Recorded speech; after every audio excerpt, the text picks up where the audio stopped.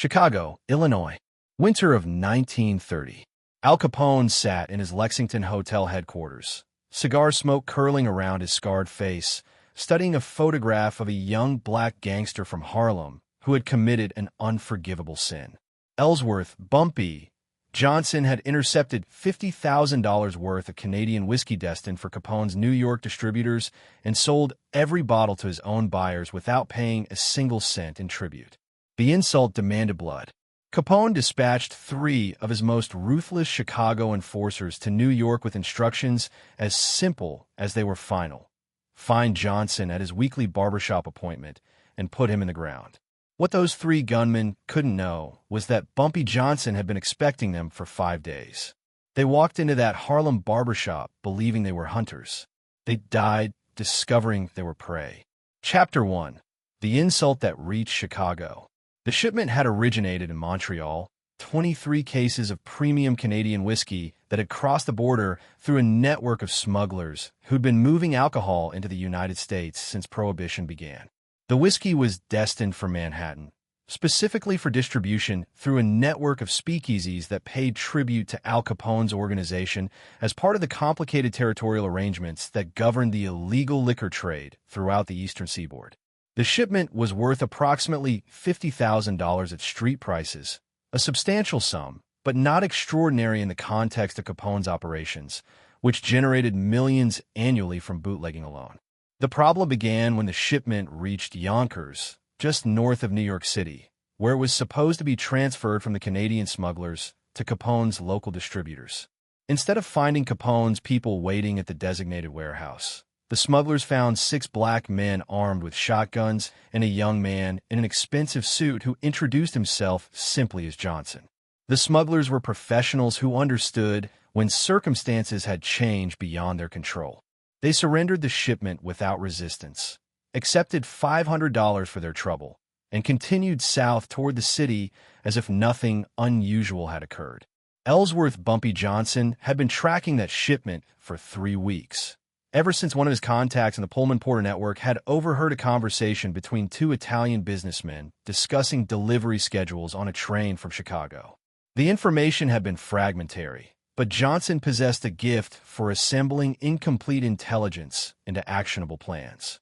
He'd identified the warehouse, the timing, and the vulnerability. He'd calculated that the Canadian smugglers would prefer cash payment over conflict, and he'd been correct. The whiskey was distributed through Harlem speakeasies within 72 hours, generating approximately $60,000 in revenue that flowed entirely into Johnson's growing organization. Not a penny went to Chicago. Not a penny went to the Italian families who'd negotiated territorial arrangements with Capone. The entire transaction occurred as if Al Capone didn't exist, as if his claimed authority over New York's bootlegging operations was nothing more than words spoken by men too distant to enforce them. Word of the hijacking reached Chicago within a week. The news climbed the organizational hierarchy until it reached Tony Accardo, one of Capone's most trusted lieutenants, who recognized immediately that this situation required the boss's personal attention. Accardo brought the information to Capone during one of the daily meetings held in the Lexington Hotel's 4th-floor headquarters. Capone's response exceeded even Accardo's expectations. The crime boss rose from his chair with such violence that it crashed backward against the wall. His face turned crimson as he processed what he was hearing. A colored gangster from Harlem had stolen from him personally, from Al Capone, the most powerful criminal in America, the man whose photograph appeared on the cover of Time magazine, the man who'd built an empire worth over $100 million through ruthlessness and strategic brilliance. The racial dimension of the theft intensified Capone's fury beyond what a comparable theft by Italian or Irish criminals would have generated. The bootlegging business operated according to hierarchies that mirrored the broader society, with Italian and Irish organizations at the top and black criminals relegated to operating in their own neighborhoods under terms dictated by white gangsters. For a black man to intercept a shipment meant for white distribution represented a violation of the natural order that Capone found personally offensive. Capone demanded to know everything about this Johnson individual, demanded photographs, addresses, associates' habits. His organization's intelligence apparatus produced information within 48 hours. Ellsworth Raymond Johnson, known as Bumpy due to a protrusion at the back of his skull, had arrived in New York from South Carolina as a teenager and had risen through Harlem's criminal ranks with remarkable speed. He'd worked initially for Stephanie St. Clair, the legendary policy queen who controlled much of Harlem's numbers gambling, before establishing his own independent operations. The file described Johnson as intelligent, ruthless, and surprisingly cultured for a street criminal. He read poetry, played chess, dressed impeccably, and conducted business with a politeness that somehow made his violence more terrifying. He was beloved in Harlem, viewed as a protector of the community rather than as a predator exploiting it. This detail irritated Capone, who understood that community loyalty provided protection that money and guns couldn't easily overcome. Capone's first instinct was to use his New York connections to handle the problem. But Accardo counseled against this approach, pointing out that New York's Italian gangsters had their own complicated relationships with Harlem's black criminals. The war with Dutch Schultz over Harlem territory had demonstrated that attacking black criminal organizations in their own neighborhoods generated costs that often exceeded benefits. Instead, Accardo suggested sending Chicago soldiers, men who had no relationships in New York that might complicate their mission, men who would arrive, execute the job, and return to Chicago before anyone understood what had happened. The plan appealed to Capone's sense of dramatic vengeance. Johnson would learn, in his final moments, that his theft had attracted attention from the most powerful criminal organization in America. Capone approved the operation and personally selected the 3 men who would carry it out. Vincent Moretti, known throughout Chicago as the Iceman for his emotional coldness when conducting violence, had handled numerous sensitive assignments over the previous 5 years. His younger brother Anthony possessed similar capabilities. Their cousin Frank Gallo rounded out the team, a massive enforcer whose physical presence intimidated even before violence became necessary. The instructions Capone provided were simple but specific. Find Bumpy Johnson. Kill him in a manner that would send a message throughout the criminal underworld. Make certain he knew, in his final moments, that this death came from Chicago, from Al Capone. Then return and never speak of the assignment to anyone outside the organization. The 3 men departed for New York by train on a cold February morning, carrying weapons that had been sanitized of any connection to Chicago operations and enough cash to sustain them through however long the job required. They believed they were embarking on a routine assignment, eliminating a troublesome black gangster who'd made the mistake of stealing from people far more powerful than himself.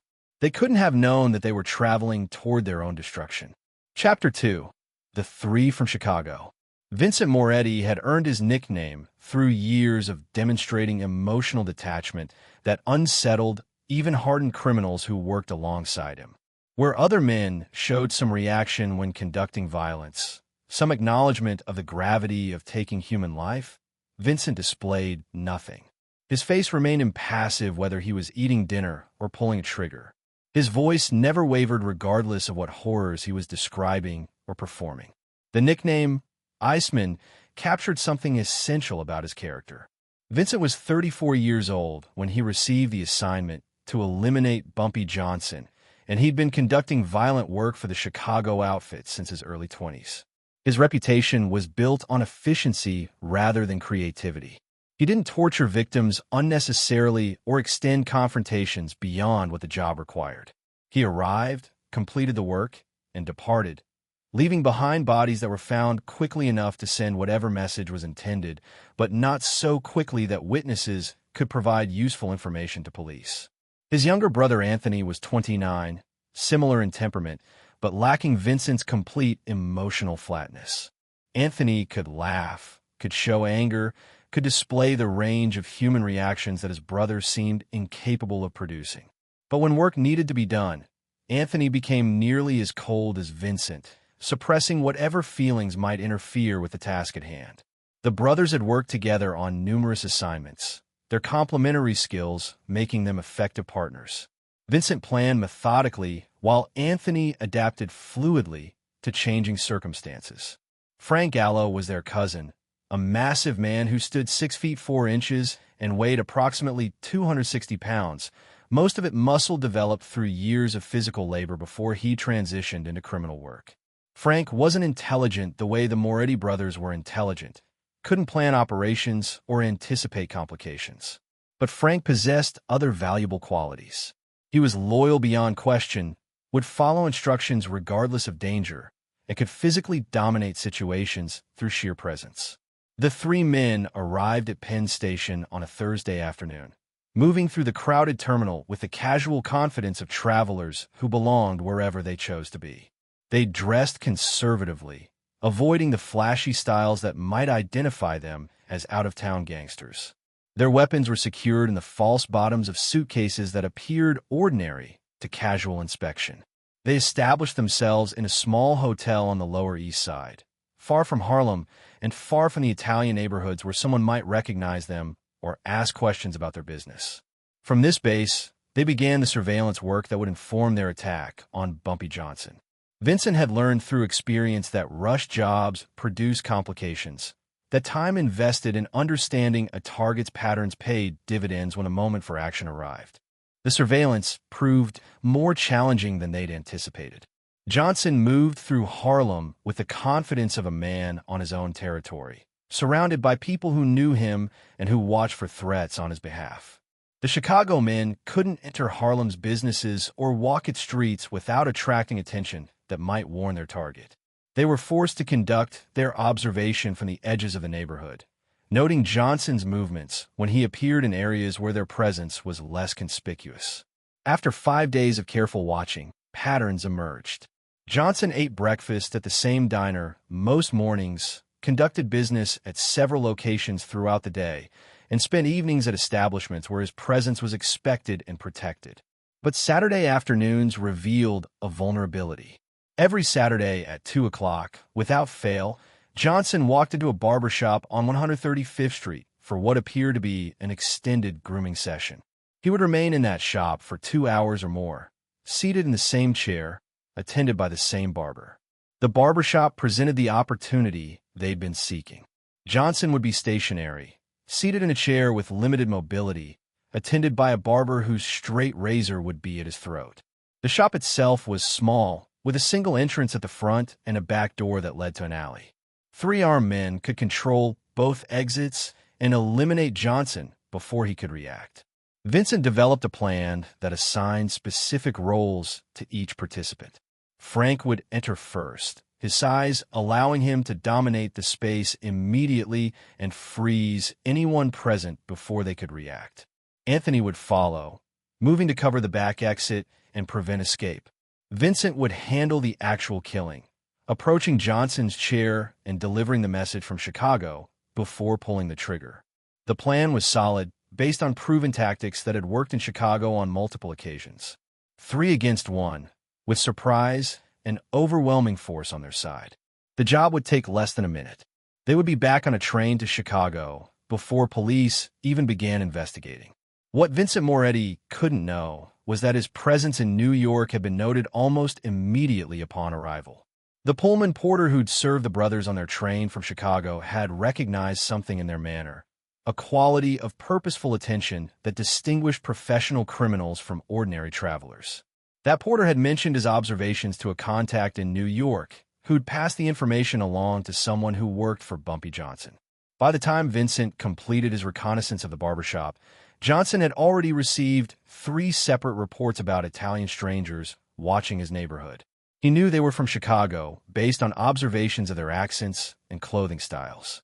He knew they were professionals based on their methodical approach to surveillance. And he knew they were planning something for Saturday based on the particular attention they'd paid to his weekend routine. The hunters had become the hunted without ever realizing it. The trap they believed they were setting was actually being set around them. Chapter 3. The Network That Never Sleeps. Bumpy Johnson had constructed his intelligence network through years of patient relationship building, understanding that information was more valuable than weapons in the kind of warfare he conducted.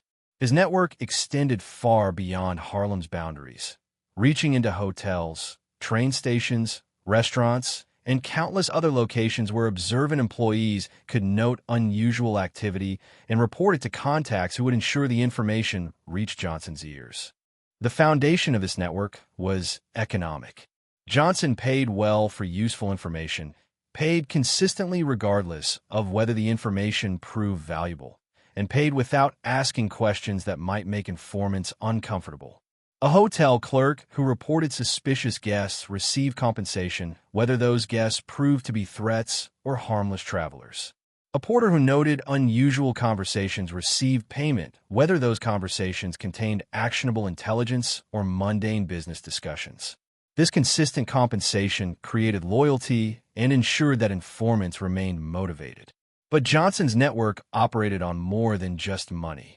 He'd cultivated genuine relationships with many of his informants, treating them with respect that powerful men rarely showed to service workers and domestic employees. He remembered names, inquired about families, attended funerals and weddings when appropriate. This personal investment created connections that money alone couldn't purchase. Relationships where informants felt genuine loyalty to Johnson rather than merely transactional obligation. The network's reach extended through the Pullman Porter community, black men who traveled throughout the country on railroad passenger cars and who observed travelers from Chicago, Detroit, Philadelphia, and other cities where events might affect Harlem's interests. When the Moretti brothers boarded their train bound for New York, a porter who recognized the type noticed and ensured that notification reached New York before the train did. The network also included workers at hotels throughout Manhattan, men and women who cleaned rooms, delivered messages, and observed guests without being observed themselves. When the three Chicago men checked into their Lower East Side hotel, an employee who supplemented her housekeeping wages by providing information to Harlem noticed details that ordinary observers would miss. The weapons hidden in luggage. The maps of Harlem found among their possessions. The photographs of a man she recognized from newspapers as someone important to the neighborhood she lived in. By Wednesday of the week, the Chicago men arrived. Johnson had a comprehensive picture of his enemies. 3 Italian males, likely from Chicago, based on accents and clothing, staying at a specific hotel, conducting surveillance focused on his Saturday routine, almost certainly planning violence given the weapons observed in their possession. Johnson could have responded to this information in several ways. He could have arranged for the 3 men to be killed quietly, their bodies dumped in the Hudson River where they'd never be found, the threat eliminated before it could materialize. He could have avoided the barbershop on Saturday, disrupting whatever plan they developed and forcing them to reconsider their approach. He could have contacted Al Capone through intermediaries, negotiating some resolution that might prevent bloodshed. But Johnson understood that none of these approaches would solve his fundamental problem. If he killed these 3 men quietly, Capone would eventually send 3 more. If he avoided confrontation indefinitely, he'd live as a prisoner of his enemy's intentions. If he negotiated from a position of apparent weakness, he'd invite additional challenges from anyone who doubted his ability to defend his territory. The only solution that would actually work, Johnson concluded, was to let the attack proceed and to respond in a manner so devastating that Capone would conclude Harlem wasn't worth the cost of conquest. The Chicago men needed to walk into that barbershop believing they held all the advantages. They needed to experience the complete reversal of their expectations. And at least one of them needed to survive, to return to Chicago and report to Capone exactly what had happened, to make clear that Bumpy Johnson had known about the attack in advance and had allowed it to proceed because he was confident in his ability to destroy anyone who threatened him. Johnson began his preparations on Thursday, 2 days before the anticipated attack. He visited the barbershop owned by Marcus Webb, a man he'd known for 15 years, a man who'd served in the Great War and had seen violence that made criminal confrontations seem almost mundane by comparison. Johnson explained the situation with the directness that characterized his dealings with trusted associates. 3 men from Chicago were planning to kill him on Saturday. He intended to let them try. Webb listened without interruption, his face showing neither surprise nor fear, just the attentive focus of a man assessing tactical information. When Johnson finished explaining, Webb asked a single question. What did Johnson need from him? Johnson's answer was simple. He needed Webb to remain calm when the gunman entered, to follow Johnson's instructions precisely, and to get on the floor when Johnson gave a specific signal. Everything else would be handled by Johnson and his men.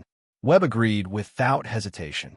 Bumpy Johnson had helped him keep the barbershop open during difficult times, had steered customers to his business, had provided protection from criminals who might otherwise have demanded tribute. These favors created obligations that Webb took seriously. Johnson spent Thursday night positioning his response. He assigned 2 of his most capable men to stations across the street from the barbershop, armed with shotguns, instructed to wait for his signal before acting. He assigned another man to the apartment above the barbershop, watching the street, ready to provide warning when they appeared. He secured weapons at multiple points within the barbershop itself, including a small revolver taped beneath the barber's chair where he would be seated. The trap was comprehensive, designed to contain multiple contingencies. The Chicago gunmen would walk into his trap, believing themselves hunters. They would discover too late that they were prey. Chapter 4. The Preparation. Saturday morning arrived cold and gray, February weather that kept most Harlem residents indoors unless necessity demanded otherwise. Johnson woke early, as was his habit, and conducted his morning routine with the same methodical attention he applied to everything in his life. He bathed, shaved, dressed in one of his better suits, a dark blue pinstripe that he favored for significant occasions. If this day ended with his death, he would meet that death looking his best. Breakfast at his usual diner proceeded normally. Johnson ate without rushing, conversing with the waitress who'd served him for years, greeting other regular customers who acknowledged him with a mixture of respect and affection that characterized his reception throughout the neighborhood. Nothing in his manner suggested that armed men were planning to kill him in a few hours. To anyone observing, this was simply another Saturday morning for Harlem's most powerful criminal. At 11 o'clock, Johnson met with his position men, confirming their assignments and ensuring they understood the timing and signals that would coordinate their response. The 2 men across from the barbershop would wait in a second-floor apartment with clear sight lines to the shop's entrance. When they heard gunfire, or when they saw Johnson give a specific signal through the barbershop window, they would move. The man in the apartment above the barbershop had been in position since dawn, watching the street, ready to alert Johnson through a system of knocks on the floor when the Chicago men appeared.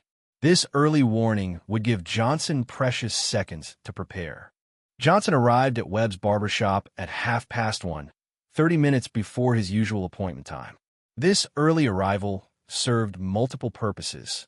It allowed him to verify that his preparations remained in place, that the weapon beneath the barber's chair hadn't been discovered or disturbed. It allowed him to speak privately with Webb, reinforcing instructions and ensuring the older man's nerves remained steady. And it allowed him to settle into the environment where violence would shortly occur. Webb welcomed Johnson with the same professional warmth he always displayed, draping the barber's cape over his shoulders and beginning the familiar ritual of hot towels and shaving cream that preceded every Saturday grooming session. 2 other customers were present, regular patrons who'd been coming to Webb's shop for years. Johnson had considered warning them away, clearing the shop before the Chicago men arrived, but had decided against it. Their presence would make the environment appear normal, would prevent the gunmen from sensing that something unusual was planned. At 2:15, 3 knocks sounded from the apartment above, the signal that the Chicago men had been spotted approaching. Johnson felt his heartbeat accelerate slightly, the physiological response to imminent danger that even years of experience couldn't entirely suppress. He controlled his breathing, kept his body relaxed in the barber's chair, maintained the appearance of a man enjoying a peaceful Saturday afternoon rather than waiting for assassins to walk through the door. Webb had heard the knocks as well. His hands paused momentarily in their work, then resumed with steady precision that revealed the discipline he'd developed during years of military service. The 2 waiting customers noticed nothing unusual, continued their conversation about baseball and neighborhood gossip. The front door opened at 2:22. 3 men entered, wearing long coats despite the season, their faces hard with the focused attention of professionals approaching their work. The largest man came first, his bulk filling the doorway, his eyes scanning the room. The second man followed, moving immediately toward the back of the shop where a door led to the alley. The third man, clearly the leader, walked directly toward Johnson's chair with purposeful steps that left no doubt about his intentions. The barbershop fell silent. The two waiting customers froze, their faces reflecting the dawning comprehension that something terrible was happening. Webb's razor paused against Johnson's cheek, his eyes meeting Johnson's in the mirror that faced the chair. Johnson gave an almost imperceptible nod, the signal to continue, to maintain the appearance of normalcy for a few more seconds. Vincent Moretti stopped behind Johnson's chair and drew a pistol from beneath his coat. He pressed the barrel against the back of Johnson's skull, the cold metal announcing its presence through Johnson's hair. His voice was calm, almost conversational, when he spoke. The words were what Johnson had expected. Instructions not to move. Assurances that this wasn't personal, just business. The explanation that someone in Chicago had sent regards, had wanted Johnson to know where this death originated. Johnson listened without responding, his eyes closed, the hot towel still covering part of his face. He was waiting for the right moment, the instant when the gunman's attention would be maximally focused on him and minimally focused on potential threats from elsewhere. That moment arrived when Moretti leaned closer, preparing to deliver whatever final words he'd planned before pulling the trigger. Johnson spoke. 2 words. Calm as still water. Closer, Marcus. Webb dropped to the floor with the instant obedience of a soldier responding to a command. In the same motion, Johnson's right hand shot beneath the chair, found a revolver taped there, ripped it free. He was already twisting in the chair, already bringing the weapon up, already firing before Moretti could process that his stationary target had become an active threat. Chapter 5. 47 Seconds of Hell.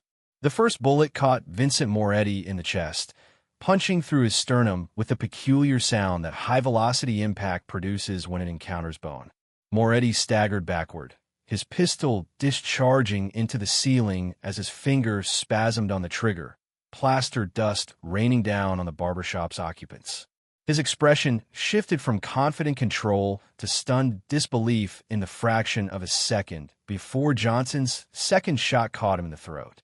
The violence that followed compressed into a time frame that seemed both instantaneous and eternal. 47 seconds that would be reconstructed and analyzed for decades afterward by people trying to understand how one man in a barber's chair had destroyed 3 professional killers who should have held every advantage. Frank Gallo, the massive enforcer who'd been positioned by the front door, reacted with the slowness that characterized his mental processes. His hand moved toward the weapon inside his coat, but the movement seemed to occur through thick liquid, each fraction of a second stretching toward infinity while faster men acted around him.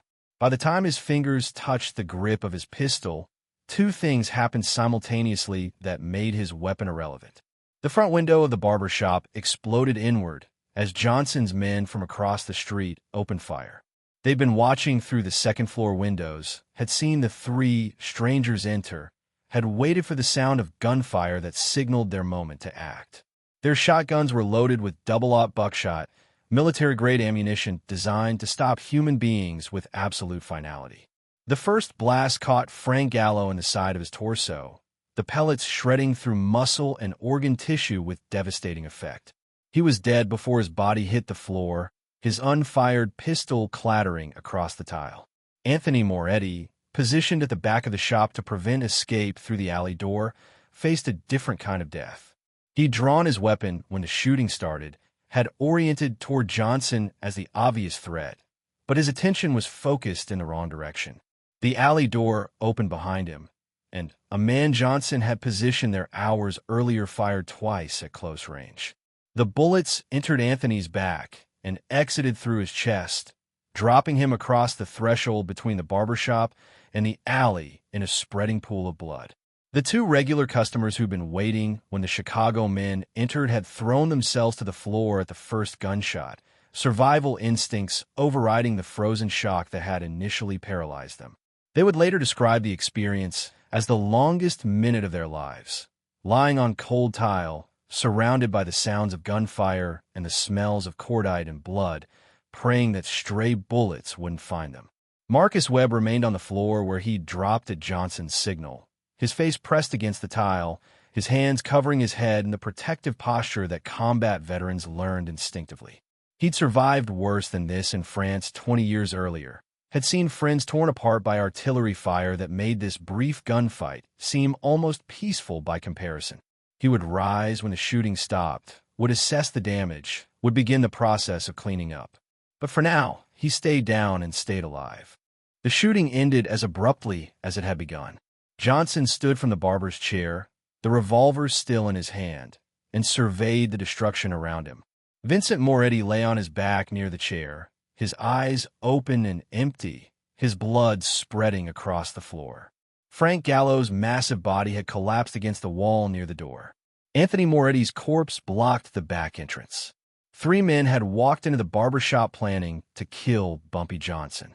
All 3 were now dead or dying, their weapons unfired except for Moretti's single accidental discharge, their careful planning rendered worthless by the intelligence network that had warned Johnson of their coming and the preparation that had transformed their ambush into their execution. But Johnson's work wasn't finished. He'd planned for a survivor, someone who could carry a message back to Chicago, and he'd noticed during the brief confrontation that Vincent Moretti's wound to the throat wasn't necessarily fatal. The bullet had passed through soft tissue rather than severing the major arteries, had caused significant bleeding but not immediate death. Johnson walked to where Moretti lay, crouched beside him, observed the wounded man's labored breathing and the fear in his eyes. Moretti was conscious, aware of what was happening, aware that he was likely dying but not yet dead. His hands pressed against his throat wound, attempting to slow the blood loss. Johnson spoke quietly, his voice carrying the same calm intensity that characterized all his communications. He explained that Moretti might live if medical attention arrived quickly enough. He explained that he was going to let Moretti live, was going to have his men deliver Moretti to a hospital where doctors would do what they could. But this mercy came with a requirement. Moretti would return to Chicago when he recovered. He would go to Al Capone personally and deliver a message. He would explain exactly what had happened in this barbershop, that Johnson had known about the attack before the Chicago men left Illinois, that Johnson had allowed them to come because he wanted them to understand how futile their mission was. He would tell Capone that Harlem belonged to Bumpy Johnson, that attempts to challenge this ownership would result in more deaths, that the cost of conquering Harlem would exceed any possible profit. And Moretti would add one final element to the message, a phrase that Capone should remember whenever he considered moving against Harlem again. 5 words that would echo through the criminal underworld for decades. Harlem bleeds for no one. Chapter 6. The Message to Chicago. Vincent Moretti survived his wounds, though the recovery took months and left him with a ragged scar across his throat that he would carry for the rest of his life. The doctors at Harlem Hospital, where Johnson's men had delivered him with instructions that he be treated and released, managed to repair the damage sufficiently that Moretti could breathe without assistance and eventually speak in the raspy whisper that replaced his former voice. When Moretti was discharged from the hospital 6 weeks after the Barbershop massacre, he found train fare to Chicago waiting for him, along with a note reminding him of the message he was expected to deliver. The note also contained a warning.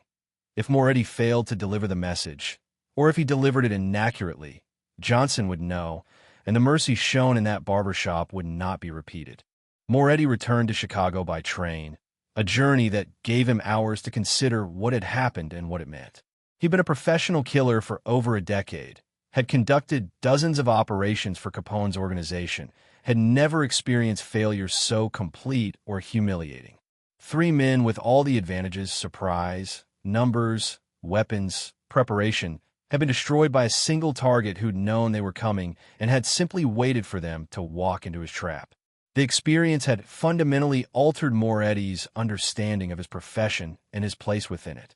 Al Capone received Moretti in his Lexington Hotel headquarters, surrounded by lieutenants who'd been summoned to hear the report about what had happened to the Chicago soldiers sent to eliminate Bumpy Johnson.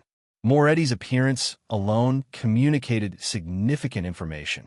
His throat wrapped in bandages, his voice reduced to a harsh whisper, his eyes carrying the haunted quality of a man who'd looked at his own death and somehow survived.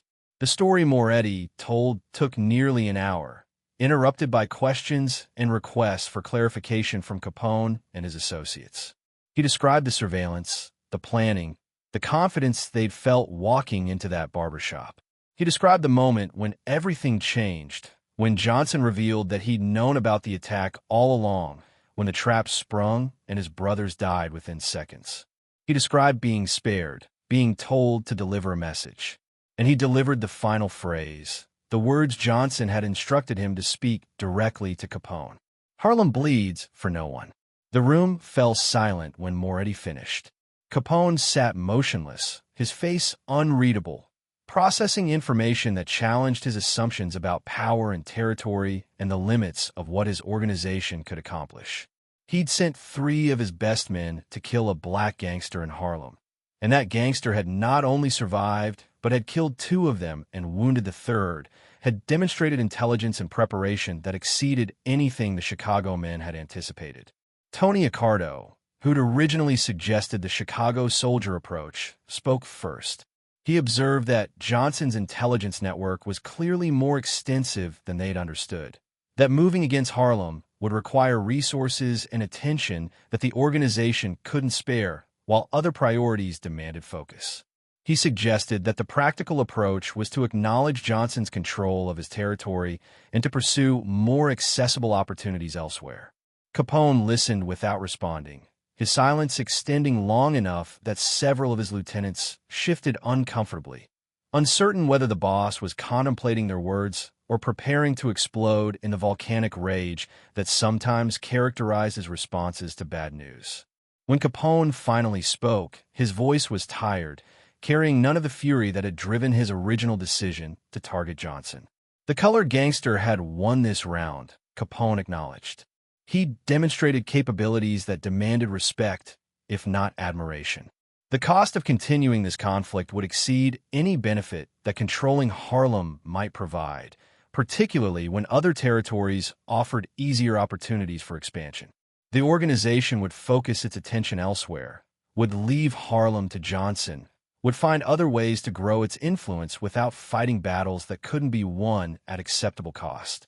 Word of this concession spread through the criminal underworld with the speed that significant news always traveled, reaching New York within days, reaching other cities within weeks. The story of the Barbershop massacre, of Johnson's preparation and execution, of the message delivered to Chicago, became legendary among criminals who understood what it meant. Bumpy Johnson had established himself as untouchable, as someone whose territory could not be challenged without catastrophic cost. The Chicago outfit, the most powerful criminal organization in America, had sent its best soldiers against him and had received nothing but corpses and wounded men in return. Other organizations that might have considered moving against Harlem reconsidered their calculations in light of this demonstration. In Harlem itself, the story elevated Johnson's status from powerful criminal to something approaching mythological figure. He'd faced down Al Capone himself, had turned an assassination attempt into a statement of dominance, had proven that Harlem's people would be protected by someone willing and able to destroy anyone who threatened them. The community's loyalty to Johnson, already substantial, deepened into something that would endure for decades. Marcus Webb continued operating his barbershop, replacing the shattered window and scrubbing the blood from his floor, reopening for business the following week as if nothing unusual had occurred. Above his mirror, where customers could see it while getting their hair cut, he hung a small sign bearing the 5 words that Johnson had made famous: "Harlem bleeds for no one." The sign remained there until Webb retired in 1972, a reminder to everyone who sat in his chairs that this ordinary barbershop had witnessed something extraordinary, that the most powerful criminals in America had sent their soldiers here, and those soldiers had died, that a black man had defeated forces that should have been overwhelming. Johnson himself continued his Saturday appointments at Webb's shop, sitting in the same chair where he'd nearly died, receiving the same careful attention from the same barber who dropped to the floor at his signal. The routine was unchanged, the pattern uninterrupted, the message clear to anyone who understood what had happened there. Bumpy Johnson feared nothing and no one.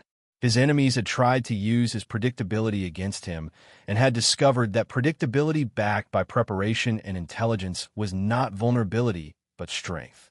Al Capone never again attempted to move against Harlem. His organization focused its attention on other territories, other opportunities, other conflicts that seemed more manageable than challenging Bumpy Johnson in his own domain. When Capone went to prison in 1931, convicted of tax evasion, the arrangements his organization had reached with Johnson remained in place, respected by successors who understood the history and the lessons it taught. 3 gunmen had walked into a Harlem barbershop expecting to kill a man in a barber's chair. What they found instead was a trap designed by someone who'd known they were coming, who'd prepared meticulously for their arrival, who transformed their ambush into his own statement of power. The brutal bloodbath that resulted defined boundaries and established reputations that would last for generations. That was the day Harlem proved it would bleed for no one. That was the massacre that sent Al Capone's message back to Chicago written in his own soldier's blood. That was how Bumpy Johnson became legend.